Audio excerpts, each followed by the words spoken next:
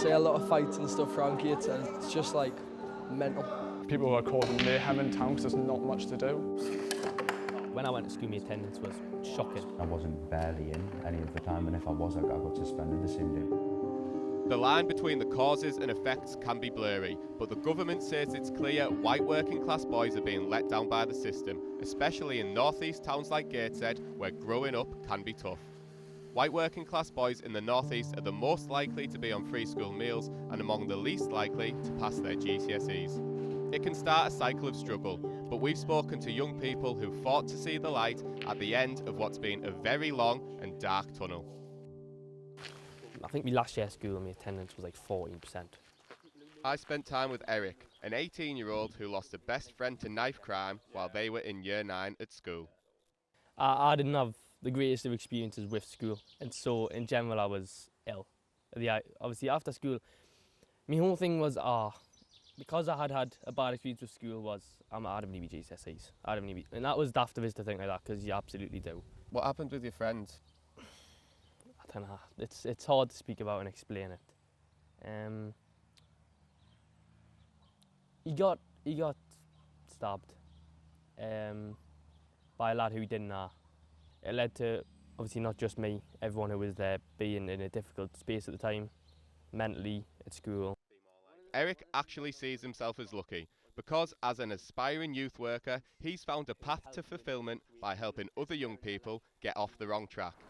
You could go past the bus interchange if you want and we'll pick up some young people. But others are still lost, and it's the job of youth workers like Frank and Lucy to find them. So what sort of things are they doing? Well, there's a lot of abandoned buildings around here, so they're just going in and out of that. The shops have said that there's been an increase in antisocial behaviour over the last year. What are you doing? Moments later, as we entered the bus station, we encountered just that. Go on, hit it! No, why are you hitting a lass? So I think it always gives you a bit of a fright because you never know who's going to get hurt or what's going to happen, but like you see it so often. Towns like this used to be thriving, but de-industrialization changed all that, and as businesses moved away, so did opportunities. The North East with the lowest employment rate and where pupils are most likely to be on free school meals. In Gateshead and dozens of towns just like it, once grand but now derelict buildings used to be town centre workplaces. Now they're just places to trash for young people with nothing to do. They haven't got anything to do. What else are they meant to do? Antisocial behaviour is a daily sight for Lucas too, who was diagnosed with bipolar after being kicked out of school. He works in a betting shop now, but for many people around here, having a job isn't enough.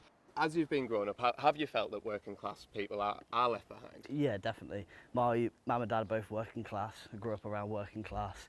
My dad was in the army, mum's a teacher, and I don't feel like they get what they deserve for the jobs they do. Are most people working around here, or are everyone struggling? I would say most people struggle. I would say around here there's a lot of people who are on, like benefits and stuff like that, but they may also work.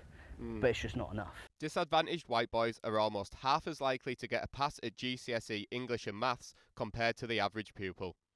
White working class pupils are twice as likely to be absent from school and 2.5 times more likely to be severely absent. That's missing more than half of lessons. They're also much more likely to have special educational needs. 34% of white working class pupils have SEND compared to 19% of other pupils. Young people we spoke to said schools don't offer enough support, including Junior, who has a visual impairment. I was missing education for 2 years. 9 and 10 I wasn't barely in any of the time, and if I was, I got suspended the same day. There was little in place to help deal with his behaviour and no support to help his mental health, which led him to self-harm and consider taking his own life. Nearly killed myself a few times. Was looking over the bridge and I was just looking, wanting to jump, but then I did have a youth worker called John. Honestly, the best thing that changed my life. Like, if he wasn't there, I know it's like not dramatic, but like I don't think I'd be here today. Like, I don't think I'd be sitting right here. But youth clubs, where many young people find those essential youth workers, are closing. The service that you attend usually, that's about to stop? Yeah, it's about to close because it's just not getting enough funding, but I feel like it did do a lot for me and all my mates and everyone who just went there. It's just a good environment, a spacey, keep us off the streets. And what's it going to be like without this? Tough, because I know me and all my mates used to go there on a Wednesday and like basically just have like a time to just basically breathe and not have to worry about if someone's going to be following us, or, like, you know what I mean, not have to worry about basically the dangers. Your school teacher, he didn't have much faith in you? Oh, not at all. I got told I was going to be homeless one day. He just basically said, you're not going to have a job, you're going to be homeless one day on the streets. One thing keeping kids off the streets in Gateshead is this youth club, but well over 1,000 others have closed in the UK since 2010. Mark is a 12-year-old aspiring DJ. Over where I live, there's not many things like this where you can go to. Do you think then there needs to be more places like this, especially in places like where you're from? Yeah, I've been told by my mum and that when they were younger they used to have lots of more things like this. There's not really many places like that no more. What do you want to do when you grow up? I want to be a DJ and I want to produce. Keep at it and then maybe one day you could be the... Well, what do you think you can be? The greatest. But not everyone here is as optimistic as Mark. Sandy, who runs the youth club, wants more action from Labour. I really kind of got to question Labour's ability to get things over the line. I think they had 14 years in opposition. Where were they in them 14 years? Where was the opposition to the austerity cuts that the Tories were doing? Where was the, concise and joined up kind of opposition? It wasn't there. And I think since they've got into power, almost by default, because everyone was so sick of what was going on with the previous government, they still haven't managed to quite pull it together. Hiya. Hi. Hello. Hi. The Education Secretary, a minister with working class beginnings in Sunderland, admits she does not have all the answers. So, to find some, she met our young people at a Gateshead community centre. What would make a difference to you? What should I be thinking about? There's not enough funding for youth clubs around the North East. I think there's a pattern around this table. I think all four of us have done what we want to do ourselves. No one in education has helped us. We've all got to where we've got ourselves, and I think that kind of shows something that schools, specifically secondary schools, don't kind of help whatsoever. The government's launching Mission North East, an initiative to help the region, in September, but we don't yet know what it will do. We hear about all the problems, but what are the solutions going to be?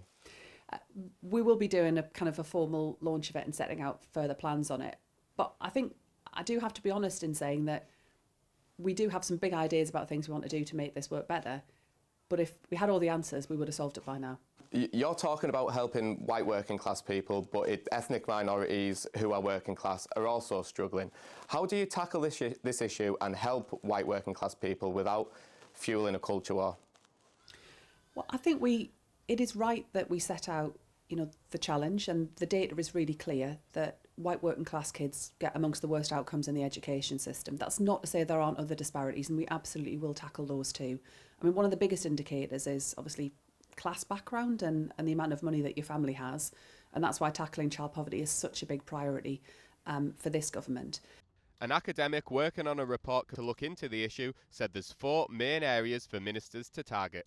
The first is on early years, so the fact that we're getting white working class pupils, turning up at school not ready. The second place is this Key Stage 3 transition from primary through into secondary school. Seems to be a key area where we really lose the engagement of a lot of white working class pupils. The third thing is tackling attendance head on. And then I think the fourth place is there needs to be that clear line of sight from the education system to paths that come next. A report looking at the issue will be published at the end of this month. But with leadership challenges looming, it's unclear how long this government will have to smash the class ceiling. Lewis Dennison, RTV News.